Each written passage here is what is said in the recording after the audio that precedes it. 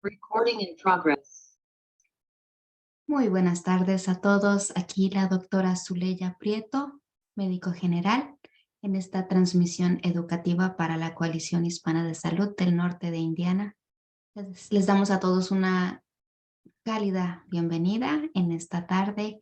A quienes se vayan conectando con nosotros a través de Facebook Live, les mandamos un saludo. Para quienes estén en casita preparando la cena, en el auto escuchándonos, muchas gracias por su atención. Como en muchas ocasiones, estoy aquí para presentar un tema de salud y dentro de los temas que hemos estado conversando, que son las enfermedades autoinmunes, hoy voy a hablarles de un tema bastante interesante que es la esclerosis múltiple. Bueno, voy a compartir acá mi pantalla para que podamos mostrar algunas estadísticas, algunas cosas importantes queremos resaltar sobre la esclerosis múltiple. Dentro de las enfermedades autoinmunes, la esclerosis múltiple es una enfermedad de cierta importancia y hoy vamos a hablar, bueno, de qué es, las estadísticas, signos y síntomas, factores de riesgo, estrategias de manejo y tratamiento y algunos recursos. El mismo título el mismo nombre que lleva esta enfermedad, que es la esclerosis múltiple, nos habla de que es un poquito de lo que hace. Nos causa múltiples cicatrices. ¿Qué sucede? Como en toda enfermedad autoinmune, lo que sucede es que el cuerpo ataca a sus propios tejidos, ¿sí? Digamos, en el caso de la diabetes tipo 1, vimos que el cuerpo ataca las células del páncreas, que en la artritis reumatoide el cuerpo ataca las articulaciones, que en el hipotiroidismo autoinmune el cuerpo ataca la tiroides del cuerpo. Pues en este caso, en la esclerosis múltiple, lo que sucede es que el cuerpo ataca el recubrimiento de los nervios del sistema nervioso. Por lo tanto, es una enfermedad neurológica que afecta los nervios del cerebro, de la médula espinal, y tiene cierta inclinación hacia el nervio óptico. En un ratito vamos a ver por qué. Y también vamos a explicar sobre este recubrimiento, esta mielina que recubre los nervios y cómo es que se ve afectada.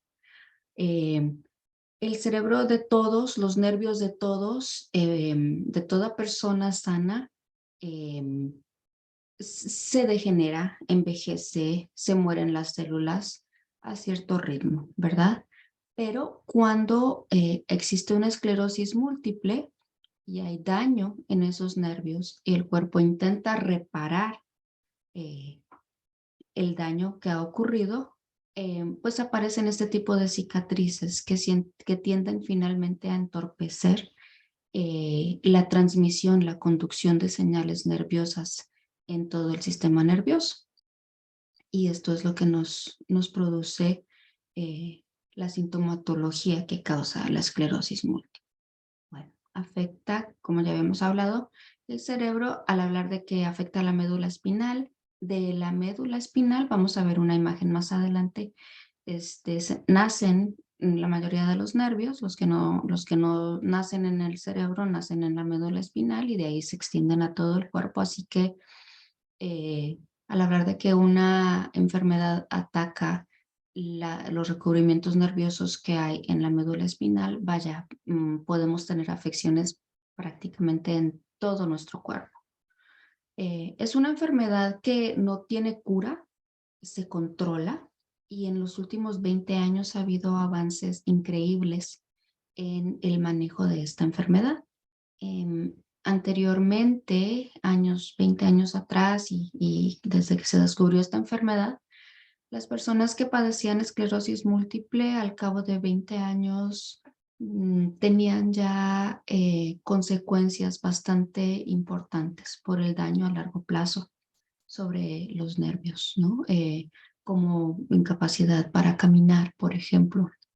Estaban ya destinados a movilizarse en una silla de ruedas, a no tener control de sus esfínteres, a tener cierto tipo de problemas que suceden a largo plazo con la esclerosis múltiple. Sin embargo, con los grandes avances en cuanto a medicamento, a terapias, se trata, y por supuesto que también terapias físicas y multidisciplinarias, el avance de la enfermedad se ha logrado detener bastante.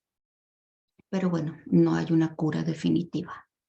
La sintomatología es muy variable y se presenta en diferentes patrones. La mayoría de las personas tienen periodos en los cuales la enfermedad está en remisión, o sea, no tienen ningún síntoma. De repente puede que tengan una activación de la enfermedad en la cual durante varios días o meses tienen alteraciones, tienen molestias, tienen síntomas que van subiendo, llegan como a una planicie y luego declinan para nuevamente remitir. Y la mayoría de los pacientes presenta este patrón, ¿verdad? Muchos pudieran no tener síntomas a lo largo de muchos años y después de muchos años iniciar con síntomas los cuales en ese momento ya ya no paran, ¿verdad? Y aquí ya hablamos de una presentación secundaria. Y pocos son las personas que debutan o inician con una esclerosis múltiple, la cual desde el primer momento es activa y tiende a no remitir. Ese es el menor de los casos. La mayoría de las personas padecen estos momentos de actividad de la enfermedad, calma de la enfermedad cuando no tienen síntomas. Y así se la pasan y así como se activa y se inactiva la enfermedad, los síntomas pueden ser desde aparentemente nada, hasta muy leves, hasta algo incapacitante.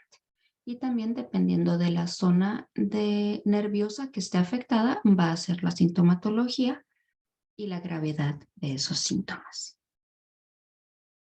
Algunas estadísticas bien interesantes. La esclerosis múltiple se presenta 2 o 3 veces más frecuentemente en mujeres que en hombres. La aparición es alrededor de los 20 a los 40 años, como muchas de las enfermedades autoinmunes. Las mujeres jóvenes son quienes presentan más la enfermedad, pero se puede presentar fuera de este rango de edad también. En el mundo hay 2.8 millones de personas que padecen esclerosis múltiple y 1 millón de esas personas viven en Estados Unidos. Ahorita vamos a ver algo que es bastante interesante. Tiende a presentarse más en climas templados y existe la teoría de que en estos, digamos, más hacia los extremos del polo, menos en zonas tropicales, y tiende a haber la teoría de que como en esas zonas hay menos exposición solar, la gente fija menos la vitamina D y esto puede ser un factor que favorezca la aparición de la esclerosis múltiple. Entre los signos y síntomas, bueno, hablamos al comienzo de que es una enfermedad desmielinizante, que es una enfermedad que ataca el recubrimiento de los nervios. Bueno, si ustedes piensan en cualquier tipo de cable que nosotros utilizamos para conectar algo a la pared, los cables adentro tienen los filamentos, ¿verdad? Que son por donde realmente pasa la corriente y están recubiertos, si ustedes se fijan, por una capa de plástico que, bueno, evita que si le pasas con la aspiradora se vaya a romper, que favorecen que la corriente vaya a donde tiene que ir sin que se fugue a otros lugares, evitan cortocircuitos por cables pelados, ¿verdad? Entonces, esa función de recubrimiento la tienen cada uno de los nervios de nuestro cuerpo y es una capa grasa, cerosa, que se llama mielina. Entonces, la mielina no solo recubre, sino que también aísla y favorece la conducción nerviosa y protege a los nervios. Cuando el mismo cuerpo ataca ese recubrimiento de mielina, quedan huecos, quedan prácticamente como si fuera un cable roído, un cable maltratado, ¿sí? por donde precisamente la conducción de energía, que es cómo funciona el sistema nervioso, que es a través de conducciones eléctricas, la conducción de energía se ve alterada o disminuida o bloqueada, y eso es lo que nos causa nuestros síntomas en la esclerosis múltiple. ¿Qué puede suceder? Bueno, la persona puede presentar debilidad en las extremidades, pueden ser brazos o piernas, dependiendo de en qué lugar de la médula esté afectada. Puede haber entumecimiento, esto es un síntoma bastante común. A menudo es de un solo lado del cuerpo, o bien puede afectar ambas piernas y la zona del tronco. Todo esto generando una dificultad para caminar. Las personas se quejan de cierto hormigueo, de sentir como corrientazos o descargas eléctricas en partes de su cuerpo. Puede haber también rigidez de los músculos y también parálisis. Eh, si nosotros tomamos en cuenta que los nervios son los que van a conducir esa señal que manda el cerebro para que se mueva una extremidad, para que los músculos se tensen, para que los ligamentos también actúen y se genere un movimiento. Si nosotros tomamos en cuenta que son los nervios los que también van a darnos a nosotros ese sentido de equilibrio, de propiocepción, o sea, de saber que estamos parados, sentados, equilibrados, pues en el momento en que todas esas conducciones se ven alteradas por los daños en la mielina y las cicatrices que se generan en esa mielina sobre esos nervios, pues hay un sinfín de síntomas que pueden aparecer en la esclerosis múltiple. Ahora, si nos vamos a la anatomía del ojo, el ojo tiene, bueno, unos nervios muy pequeñitos y muy delicados. Cuando se desmielinizan estos nervios y cuando ocurren cicatrices en nervios tan pequeñitos y tan sofisticados como los de los ojos, puede haber también alteraciones de la vista, como visión borrosa, como dolor en los ojos, especialmente al moverlos. Puede haber visión doble eh, y paulatinamente una pérdida de la agudeza visual. También, si tomamos en cuenta que igualmente la médula espinal y desde el cerebro también vienen nervios que inervan toda nuestra función de nuestros órganos vitales, vamos a ver que, por ejemplo, pueden haber alteraciones a nivel gastrointestinal, pueden haber alteraciones a nivel de nuestro aparato urinario y a nivel de nuestra función sexual. ¿Por qué? Porque los nervios que favorecen todos esos procesos en el cuerpo están pelados, o hay cicatrices que impiden una conducción adecuada de las señales nerviosas, impiden la función, por lo tanto. Si hay este tipo de desmielinización en el cerebro, bueno, podemos encontrarnos cansados, mareados, puede haber cambios mentales como pérdida de la memoria, como cambios de humor, pueden presentarse convulsiones y también un estado depresivo. Y este estado depresivo puede darse tanto por una afección directa de una mala conducción a nivel del cerebro, en las zonas que producen nuestras hormonas de la felicidad, por ejemplo, o bien puede presentarse por padecer una enfermedad crónica que no tiene una cura y el no tener las herramientas para manejar esto a nivel de salud mental. Aquí en esta imagen quiero nada más mostrarles un poquito. Si vemos acá, un nervio, ¿sí? Y estos rodillitos que vemos acá son las vainas de mielina, ¿sí? Es como si fuera precisamente el plástico que recubre el cable, que le estábamos haciendo esta analogía. Y este es el nervio, este amarillito es el nervio, ¿no? Entonces, como comentábamos, esta mielina ayuda a que se conduzca bien la energía, a que no se fugue por otros lados, a que no se, a proteger los nervios. Y en la imagen de abajo vemos cómo está dañada la mielina y en el intento también de cicatrizar del cuerpo, pues estas cicatrices entorpecen la conducción, ¿verdad? Aquí vemos en un esquema del cuerpo humano, vemos el cerebro y vemos todas estas lineecitas amarillas, son raíces de nervios que nacen en este tronco, ¿sí? Que es la médula espinal. La médula espinal va adentro de la columna vertebral, ¿sí? Nuestras vértebras forman un tubo por donde está pasando todo este enramado de nervios y por cada agujerito que hay entre vértebra y vértebra a ambos lados, pues van a nacer nervios. Entonces, si tenemos una lesión, digamos, a nivel del cuello, ¿sí? Una lesión de esclerosis múltiple en esta zona media de la médula a nivel del cuello, pues se van a ver afectadas las zonas inervadas por ese nervio, donde nace ese nervio. Probablemente va a ser el brazo, ¿no? Si vemos, por ejemplo, más abajo que acá en esta zona, digamos, donde ya es abdomen, hay una alteración a nivel de la médula por causa de la desmielinización y las cicatrices que nos causa la esclerosis múltiple, pues puede que veamos una alteración en el patrón gastrointestinal, diarreas, incontinencia, dolores, este tipo de cosas.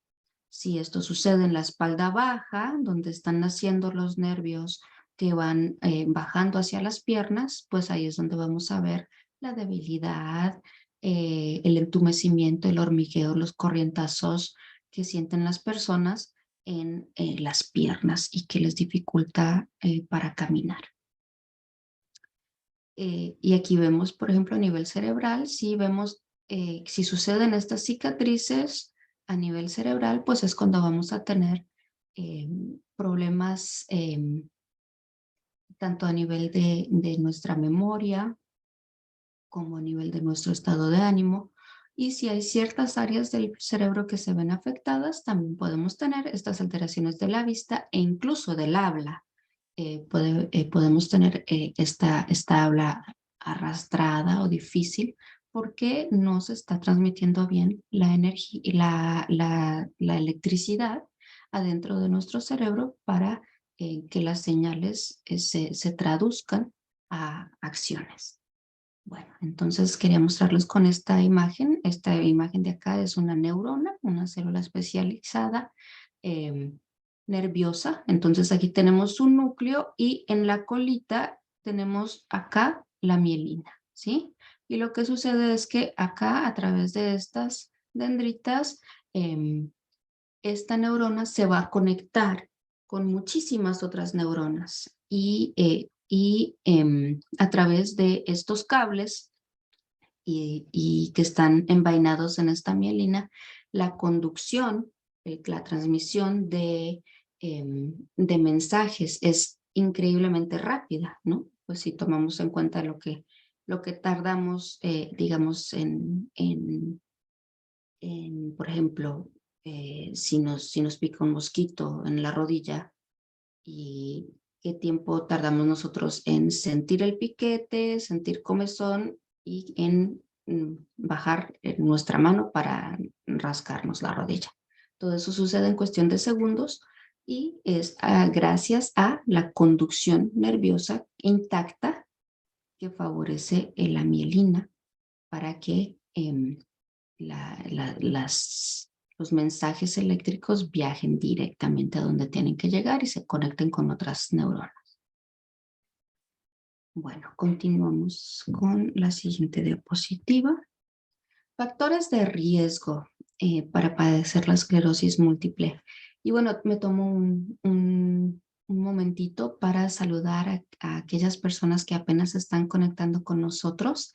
Estamos hablando de un tema muy interesante, que es la esclerosis múltiple dentro de nuestra sesión temática de las enfermedades autoinmunes. Ya comentamos un poquito cómo es que sucede esta enfermedad, que realmente aún se está investigando, y que comentamos que afecta los recubrimientos nerviosos de diferentes partes del cuerpo, especialmente afectando la médula espinal, el cerebro y los ojos.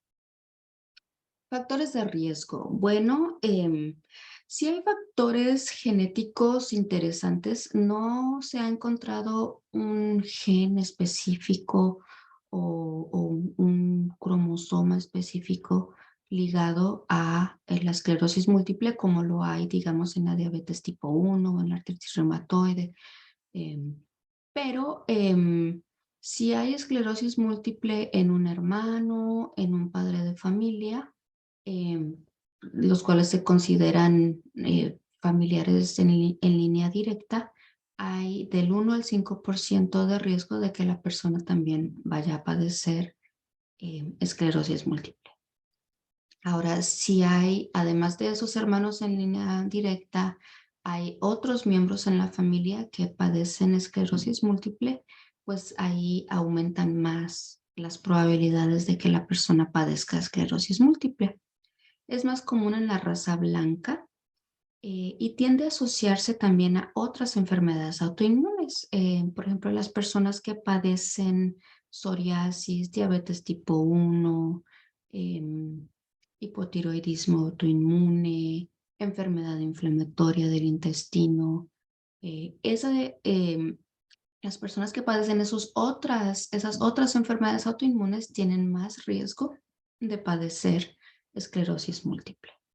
Dentro de los factores ambientales se ha encontrado una relación entre la deficiencia de vitamina D y la aparición de esclerosis múltiple.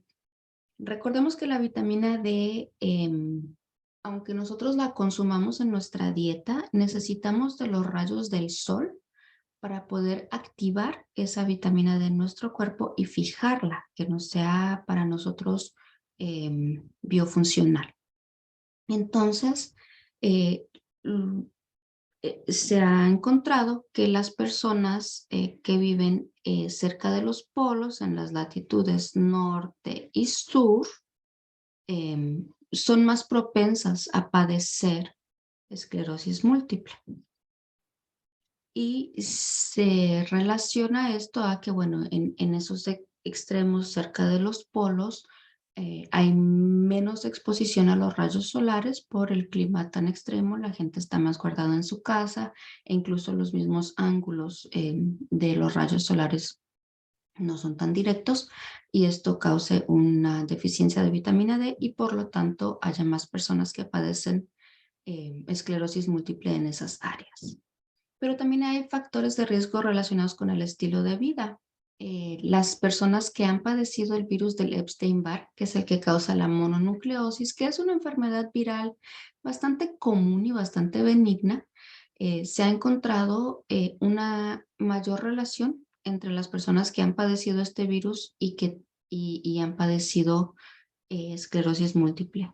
Muy pocas personas que tienen esclerosis múltiple no han tenido virus del Epstein-Barr, no han tenido mononucleosis. Entonces, hay una relación interesante ahí también. El tabaquismo te hace más propenso a padecer esclerosis múltiple y también, si ya la tienes, te hace más propenso a que sea más grave y sea más incapacitante esta enfermedad. Así de que si estamos por ahí fumando, esta es una razón más por la cual debemos considerar dejar el tabaco.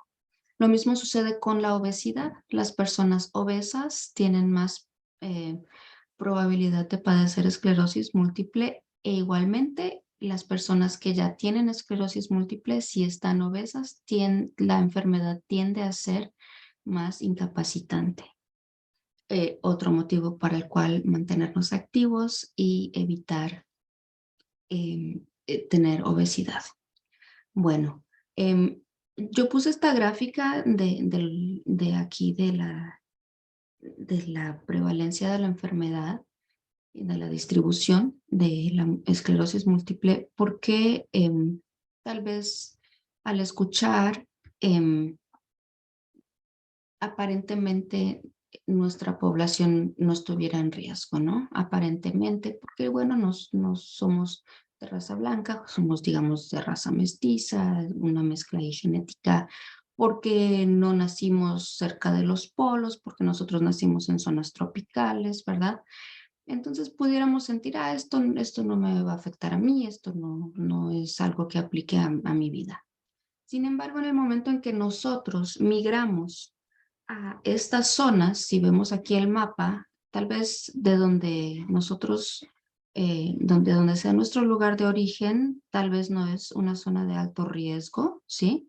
Pero en el momento en que nosotros migramos a un lugar donde las mismas condiciones climáticas em, pudieran causarnos una deficiencia de vitamina D porque estamos en un clima donde hay estaciones y estamos prácticamente guardados la mitad del año debido al invierno, a los fríos extremos, donde dejamos de llevar una vida activa como quizás la llevábamos en nuestros países de origen y ahora a todo vamos en carro y no hacemos ejercicio y entonces adquirimos también obesidad.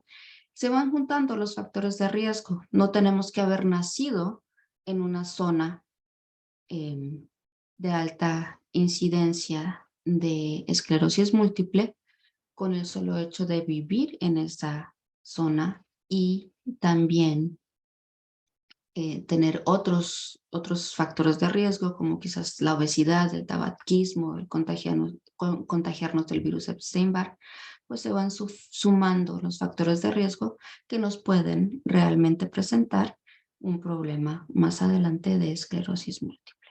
Entonces hay que tener eso en mente. Las estrategias de diagnóstico. Bueno, vamos a hacer vamos a escuchar a nuestro paciente, a nuestros familiares, ¿no? Si tenemos a un familiar que constantemente se queja de cuestiones de movilidad, de alteraciones de la sensibilidad, de debilidad en las piernas, es importante acudir a una consulta médica para una revisión y a través de ese diagnóstico nosotros, a través de esa revisión clínica, nosotros los médicos vamos a tener una sospecha quizás de la enfermedad y vamos a mandar a hacer estudios. Uno de los estudios que nos ayuda mucho es la imagen por resonancia magnética o el MRI, como le llaman en inglés. Se van a hacer estudios de resonancia magnética del cerebro y de la médula espinal. Y pues bueno, al ver el cerebro también vamos a ver los nervios de los ojos. Y en los estudios de resonancia magnética aparecen unas lesiones blancas en el cerebro, en la médula, que son bastante características y nos podrían orientar mucho sobre este diagnóstico.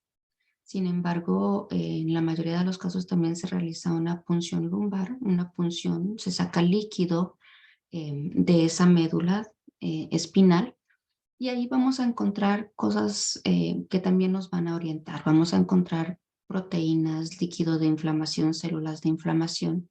Y más específicamente vamos a encontrar autoanticuerpos, o sea, anticuerpos contra el mismo organismo. De ahí se pueden realizar otras pruebas al líquido espinal con las cuales vamos a diferenciar la esclerosis múltiple de otras enfermedades desmielinizantes que son más raras, pero que ameritan un tratamiento diferente. Así que sí es importante llevar a cabo esas pruebas para poder aplicar un manejo adecuado a la enfermedad. Aquí en esta imagen vemos, bueno, un nervio normal, aquí saliendo incluso desde el cerebro, y aquí vamos a ver lo que sucede en la esclerosis múltiple. Básicamente el cable eh, está desgastado, está roto, lo cual no favorece una buena conducción. ¿Cómo vamos a manejar la esclerosis múltiple? Definitivamente es un tratamiento multidisciplinario. Aquí tenemos que entrar médicos, terapeutas físicos, terapeutas ocupacionales, médicos de diferentes especialidades por la situación esta de que afecta a diferentes partes del cuerpo. Y la meta finalmente es evitar nuevas lesiones y evitar recaídas y daño a largo plazo. Entre más recaídas tengamos, entre más tiempo esté activa la enfermedad, pues más va a ser el daño a nuestros nervios. Entonces, como les comentaba anteriormente, si una persona padecía esclerosis múltiple o se le diagnosticaba esclerosis múltiple, era casi seguro que a los 10 o 20 años la persona ya estaba en una silla de ruedas.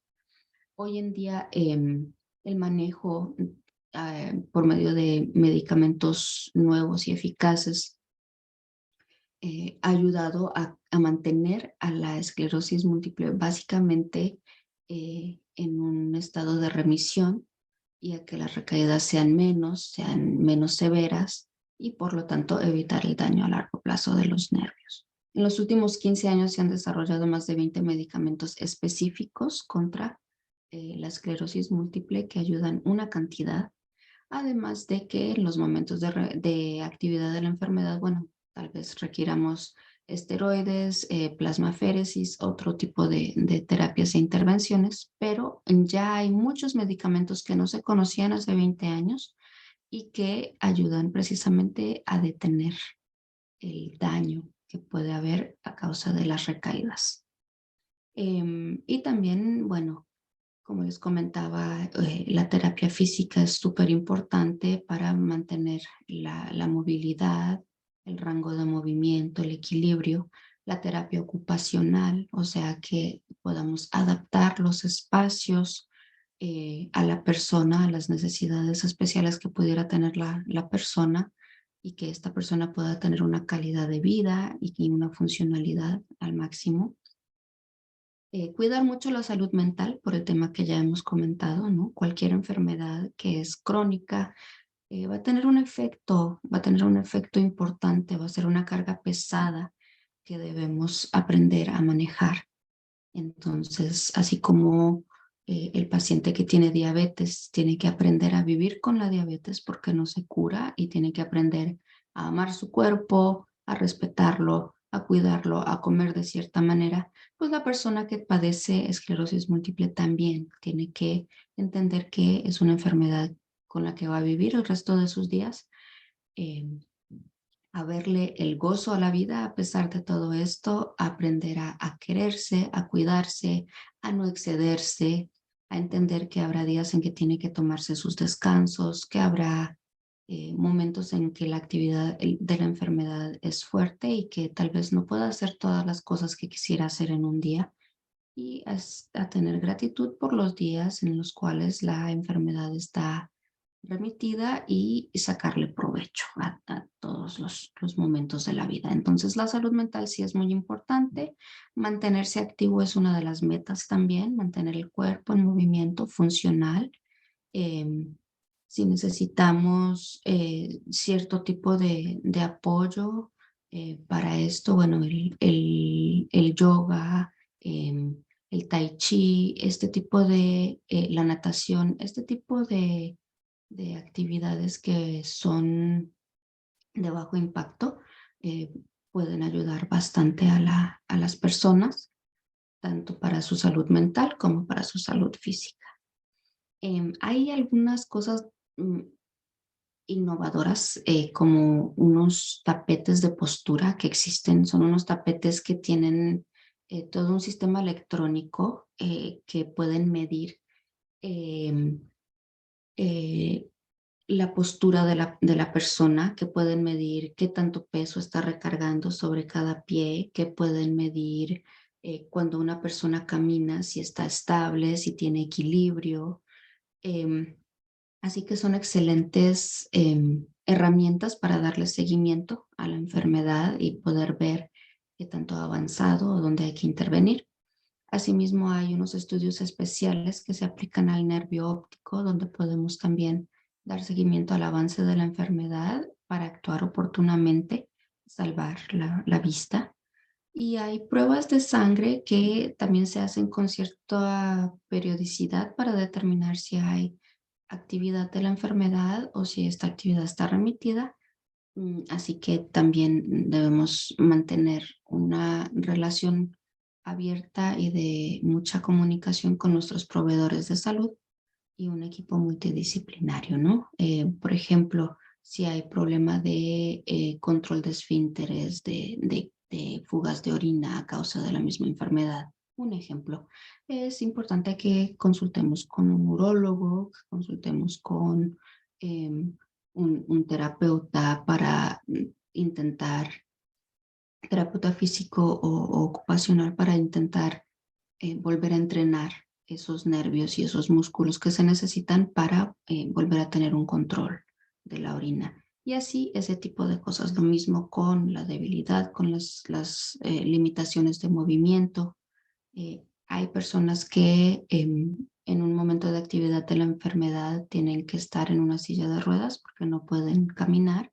Y cuando la enfermedad se calma y está inactiva, tienen que empezar todo un proceso prácticamente de aprender a caminar otra vez. Requiere de mucha paciencia, de mucha fuerza, de mucho apoyo de los familiares. Y aquí es donde vamos a nuestros recursos, ¿verdad? El paciente nunca debe de sentirse solo, debe de sentirse apoyado, debe de tener las herramientas para sí mismo poder lidiar y manejar la enfermedad con la que vive a diario, pero también debe de contar con un grupo de apoyo a nivel familiar, social, sus médicos, sus terapeutas, todo una red de apoyo para que esta persona no pierda esperanzas, mantenga el ánimo y pueda ayudarse a sí mismo también.